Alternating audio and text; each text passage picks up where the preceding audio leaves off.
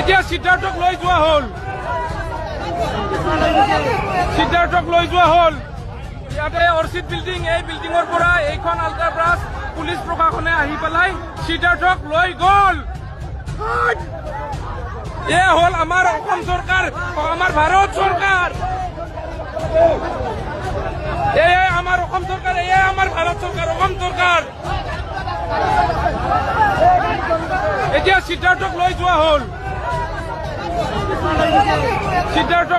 হ'ল ইয়াতে কোনো মিডিয়া নাই।